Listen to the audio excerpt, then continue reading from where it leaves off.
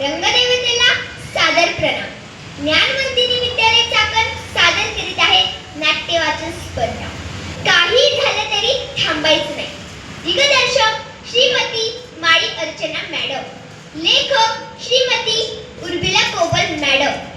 आमच्या नाटकातील पात्र: वडील इरासे प्रणीत, सोबळ्या सावळे हिमांशू, मीना वाबळे रेवा, डॉक्टर चौडे सुदर्शन, निवेदक व लहान मुली पाटील स्वरा, अनोळखी व्यक्ती व फोनवरील व्यक्ती जाधव जपोजी आणि मी लताबाई रेपाळे स्वरा. टाळ बोलीची पळीला नाच माझ्या संग, टाळ बोलीची पळीला नाच माझ्या संग, देवाजीच्या दारी आज रंगला भंग. अगं ये माझे पिटी उषे, किती धावशील ग. हे सोनिया, तुझ्या आईला देवाने एक्स्ट्रा बॅटरी लावून पाठवली आहे. दिवसा शेतावर काम आणि मग घराचं काम. अगं आई, थांब की, कधीतरी दमानं घे.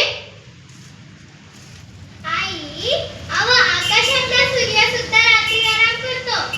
तो सुद्धा हल्ली घरात देवीने डोळे भरतो. आणि आई त्याच्या आधीच तयार असतात. बघितलं, ऐकत सुद्धा नाही. आई, तुम्ही बसा. मॅडमवर सगळी कामं करत्या. तुम्ही बसा. हे ताण तणाव, काळजी, चिंता जलमल्या आपल्या मागं लागतात. अशा वेळी धावत सुटायचं. इतक्या जोरात धावायचं की आपल्यापर्यंत या सगळ्यांना पोहोचूच द्यायचं नाही. अगं नीट टूस. हे बघ, इथं पण लागलंय. अगं काय करताय, मुलं आहेत ना.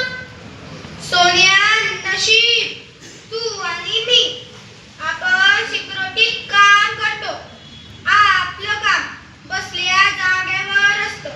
आपण पोलिसात असतो तर या बाईनं आपल्याला दिवसभर धावायला लावलं असतं. चल सोनिया. ऐका ना, तुम्ही डब्बा घेतला का हो? वय वय. सगळं आवडलं नीट? मालक, त्याचं काय मालक, काय झालं? त्याचे डोळे उघडा मालक. त्याचं काय मालक? मीने पाणी आण गं. नाही आणते. काय झालं मालक? मालक, हे घे पाणी. अरे थांबा, काय नाही झालं मला. जा जा तुम्ही कामाला. मालक, नका ना जाऊ आज. तूच बोलली की धावत सुटायचं. बाई, कर्ज माझ्या मागे लागलंय. धावलं नाही, काम केलं नाही तो डोक्यावर चढून बसन.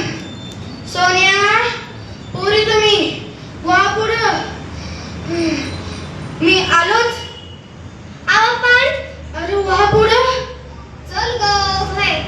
मालक, त्याचं काय झालं? त्याच्या डोळे उघडा मालक. त्याचं काय झालं? मालक, डोळे उघडा. त्याचं काय झालं? सोन्या, डॉक्टरला फोन लाव. मालक, काय झालं? मालक, उठा ना. लागला का फोन? हो लागला. डॉक्टर येतच आहेत. लताबाई, ओ लताबाई. काय झालं डॉक्टर? अटॅक होता. ऑपरेशन करावे लागेल.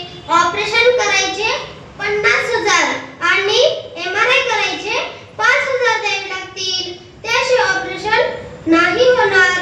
डॉक्टर, पैसे जास्त होत्यात. तुम्हाला मी आधीच कमी करून सांगितले.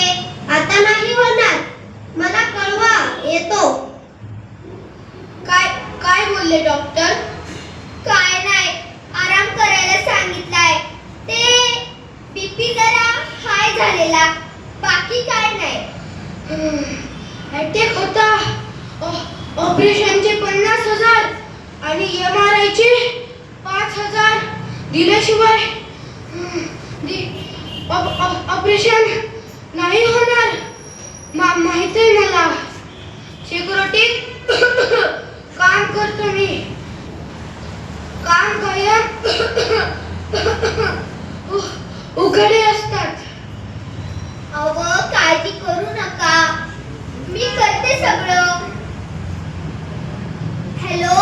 बोला लताबाई. माझ्या नवऱ्याचं ऑपरेशन होतंय. 5,000 रुपयांची गरज होती. अहो नाही जमणार लताबाई. ऑलरेडी 50,000 दिलेत. आता नाही जमणार. करा ना हो काहीतरी. सॉरी नाही जमणार. घरचेच खर्च इतके की तुम्हाला आणखी कुठून देणार आता पैसे. नाही जमणार हो. नाही जमणार आम्हाला. मी आणि ही दिवसरात काम करू, पण आय इतके पैसे कसे जमा करायचे. काय बी झालं तरी हरायचं नाही. तो वर बसलेला जसे रस्ते बंद करतो ना, तसे नवे रस्ते खुले पण करतो.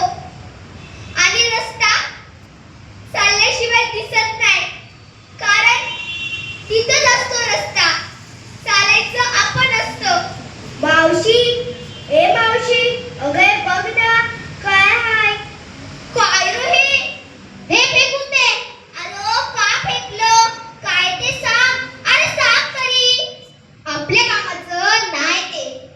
अरे पण अगं मॅरेथॉनची स्पर्धा आहे, म्हणजे धावण्याची स्पर्धा आहे. विद्यालयाला 5,000 रुपये बक्षीस आहे. बरं मी येते. मला लई लोकांना सांगायचं हाय. ठेच लागली म्हणून प्रवास थांबायचा नसतो. आपण चालत राहायचं.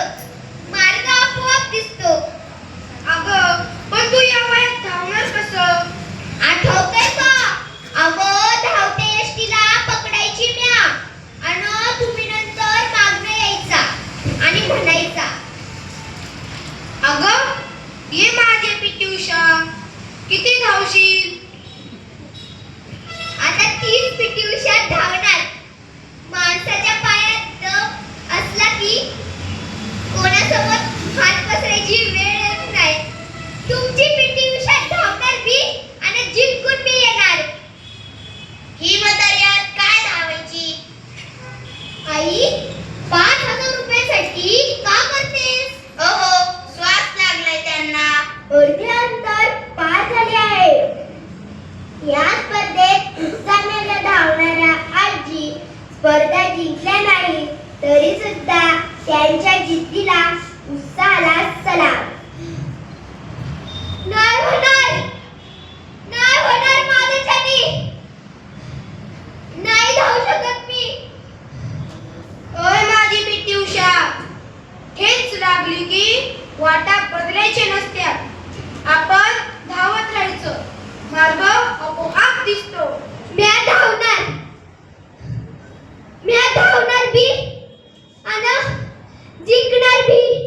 आजच्या भव्य मॅरेथॉनच्या स्पर्धेच्या विजेत्या आहेत लता आजी. लोकांनी नावे ठेवून सुद्धा व एवढे वय होऊन सुद्धा जिद्दीने या स्पर्धेत सहभागी झाल्या व जिंकल्या, याबद्दल त्यांचे अभिनंदन.